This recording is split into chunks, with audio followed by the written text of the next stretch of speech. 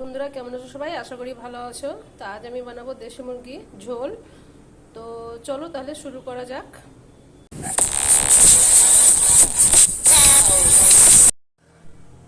মাংসটা আমি এখানে ম্যারিনেট করে রাখবো। প্রথমে আদা রসুন বাটা দিয়ে দিলাম, তারপরে সামান্য লবণ দিয়ে দেবো, হলুদ গুঁড়া দিয়ে দেবো, ধনে জিরে গুঁড়া দিয়ে দেবো, শুকনো লঙ্কার গুঁড়া দিয়ে দেবো সামান্য, একটু সরষের তেল দিয়ে দেবো, পেঁয়াজ দিয়ে দেবো, তেজপাতাও দিয়ে দিলাম। এবার আমি ভালোভাবে ম্যারিনেট করে নেব। তো আমি ঢাকনা দিয়ে ঢেকে দেব। তো এখানে আমি কড়াই বসিয়ে দিয়েছি। তো কড়াই গরম হয়ে গেছে, এখানে আমি তেল দিয়ে দেবো, সরষের তেল। তেল গরম হয়ে গেছে, এখানে আমি গোটা গরম মশলা দিয়ে দেবো। এবার আমি মাংস দিয়ে দেবো।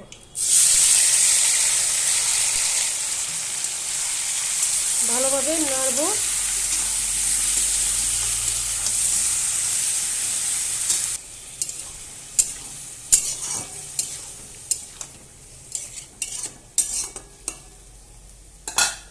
তো আমি ঢাকা দিয়ে দেবো। ঢাকাটা ছোট হয়ে গেছিলো, আমি একটু বড় ঢাকা দিব। তো আমি ঢাকনা খুলে দেখে নেব মাংসটা ফুটে গেছে।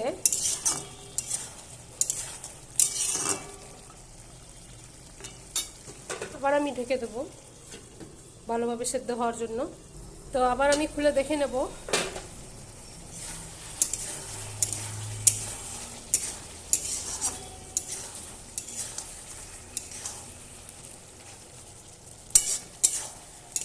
মাংসটা এবার আমি ভালোভাবে কষাবো, আর ঢাকবো না।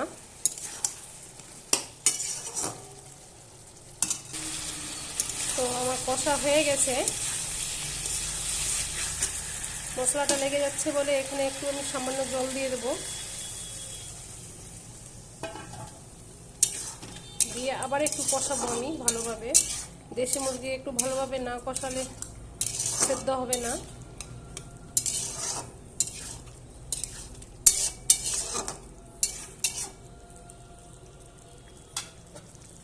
এবার আমি ঢেকে দেবো। তো আবার আমি খুলে দেখে নেব। তেল ছাড়া ছাড়া হয়ে গেছে, ভালোভাবে কষানো হয়ে গেছে।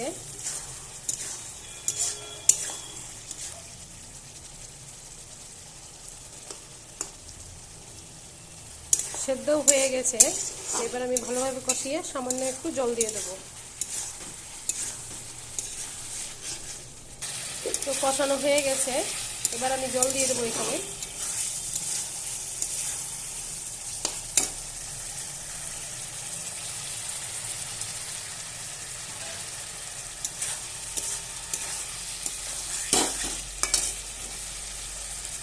এবার আমি জল দিয়ে দেবো।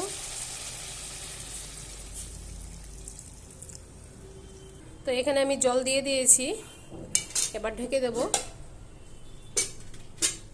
ফোটার জন্য। তো আবার আমি খুলে দেখে নেব। তো মাংসটা আমার ফুটে গেছে, হয়ে গেছে, সেদ্ধও হয়ে গেছে। তো ভিডিওটি যদি ভালো লাগে লাইক শেয়ার কমেন্ট করবে, নতুন ভিডিও পেতে সাবস্ক্রাইব করবে। আজকের মতো এখান থেকেই টাটা।